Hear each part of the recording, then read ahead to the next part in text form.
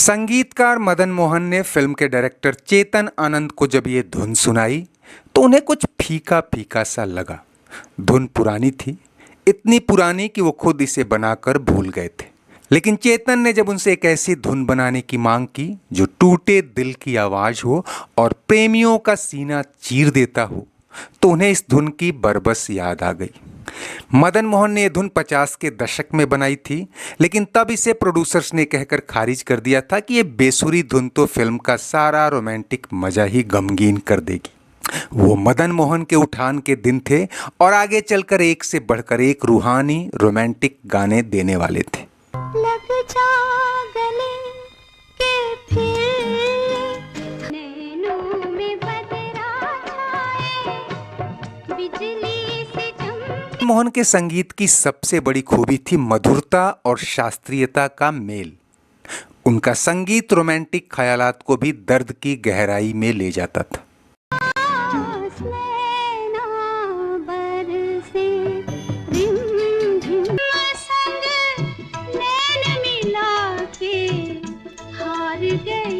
और इसी दर्द को बयां करने के लिए चेतन आनंद ने अपनी लव एपिक हीर रांझा में मदन मोहन का संगीत लेने का फैसला किया था। कहानी तो 18वीं सदी के पंजाबी कवि वारिस शाह की दर्दनाक गाथा हीर रांझा का था। गीत संगीत ही फिल्म को लीड कर सकता था। 60 के दशक के आखिर तक वैसे भी हिंदी फिल्म संगीत अपने गोल्डन पीक पर था। चेतन आनंद जो उस दौर के बड़े स्टार देवानंद और डायरेक्टर विजय आनंद के बड़े भाई थे, 1964 में एक बेहद सफल पैट्रियोटिक फिल्म हकीकत बना चुके थे और इस फिल्म का संगीत भी मदन मोहन ने ही दिया था। के मजबूर मुझे उसने बुलाया होगा, कर चले हम फिदा जानो तन साथियों। लेकिन अगले ही साल जब देवानंद और विजय यानी गोल्डी की जोड़ी ने गाइड जैसी कल्ट क्लासिक म्यूजिकल हिट बना डाली, तो चेतन आनंद पहले से दिमाग में चली आ रही इस पीरियोडिक रोमांटिक ड्रामे को एक म्यूजिकल हिट बनाने में जुट गए। मदन मोहन ने इस फिल्म के लिए जितनी भी धुनें बनाई थी, चेतन आनंद को सबकी सब पसंद आई, पर वो एक ऐसे सैड सिचुएशन के लिए दर्द भरा नगमा चाहते थे जो रांझा के दिल का दर्द दर्शकों के दिलो दिमाग में उतार दे, यानी विरह और वियोग का एक ऐसा नगमा जो फिल्म के म्यूजिकल ट्रैक को उठा दे। लेकिन अब जब उन्होंने सुना कि ये फीकी धुन तो मदन मोहन के पास 21 साल से धूल फांक रही थी, तो उनका मन उचट गया और बोले कोई और ट्यून ट्राई करें। मदन मोहन ने बताया कि आनंद जी, ये धुन रांझे के हालात पर बिल्कुल फिट बैठेगी। शायद इस धुन को ऐसे ही किसी फिल्म का इंतजार था। ये तो सिर्फ मुखड़ा है, इसके हर अंतरे का अपना अलग टोन है। एक बार आप रिकॉर्ड तो हो जाने दें।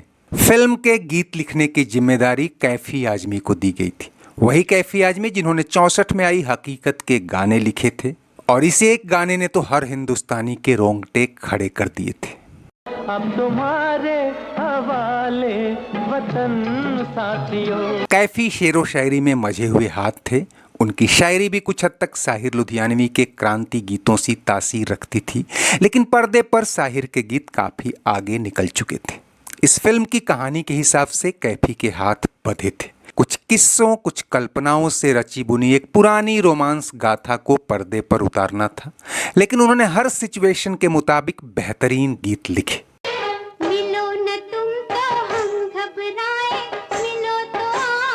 और उस पर मदन मोहन के संगीत के तो क्या ही कहने।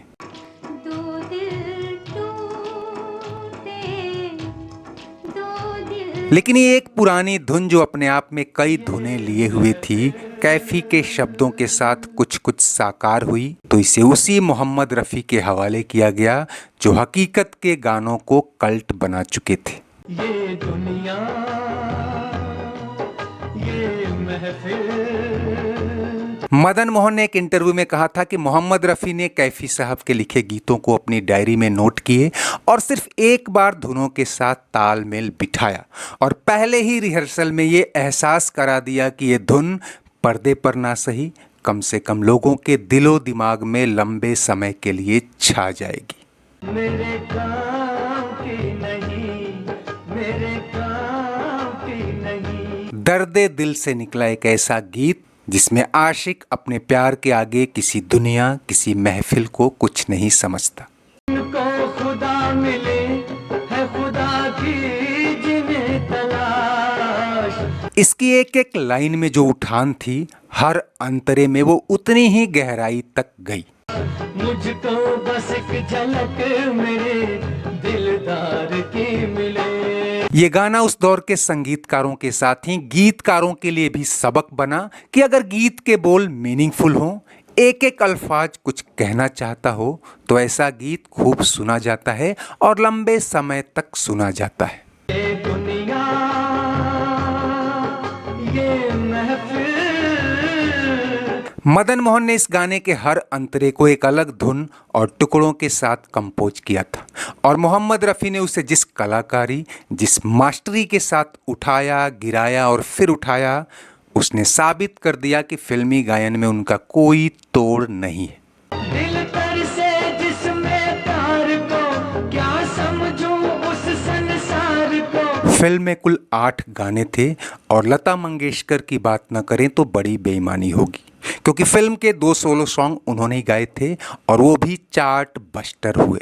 सोहने जोगिया रंग ले हमें भी इसी रंग में। इसके ज्यादातर गाने उस दौर में रेडियो से लेकर ग्रामोफोन पर खूब गूंजे और आगे चलकर कैसेट्स की बिक्री में भी बड़ी हिस्सेदारी रही। साल 1970 में आई फिल्म ने बॉक्स ऑफिस पर धमाल मचाया ही इसने राजकुमार की एक अलग ही छवि गढ़ दी, जो उनके पुराने किरदारों से बिल्कुल अलग थी। हालांकि शुरू में चेतन आनंद को कई लोगों ने चेताया था कि राजकुमार इस रोमांटिक लीजेंड में फिट नहीं होते, लेकिन उस समय भी अप ट्रेंड की पूछ थी। राजकुमार हाल ही में पिछली कई ब्लॉकबस्टर फिल्मों से छाए थे और यहाँ भी उनका किरदार छा गया। खैर, हम जिस धुन, जिस गाने की बात कर रहे थे, उसने म्यूजिक ट्रैक ही नहीं, लाइव कंसर्ट पर भी गहरी छाप छोड़ी। ये गाना इतना पॉपुलर हुआ कि मोहम्मद रफ़ी जहां कहीं स्टेज शो या लाइव कंसर्ट के लिए गए, उनसे इसी गाने की डिमांड होती और लोग वंस मोर चिल्लाते। ले न खबर यार की मिले। 70 के दशक में ये गाना मोहम्मद रफ़ी के लाइव कंसर्ट्स की पहचान बन गया था। मन को भी न ऐसी सजा प्यार की मिले। मिलो तो आप चुराए हमें क्या हो गया है। उनको खुदा मिले है खुदा की जिन्हें तलाश। सदके तुम्हारे इस धूम से उठा था जनाजा बाहर का। तो इस कल्ट क्लासिक गाने की यादों के साथ आज बस इतना ही। चलते चलते वीडियो लाइक और शेयर तो करें ही, अगर चैनल सब्सक्राइब नहीं किया है तो वो भी करते चलिए। कमेंट बॉक्स में आपकी हर राय का स्वागत है। शुक्रिया, नमस्ते, आभार। ये दुनिया, ये महफिल।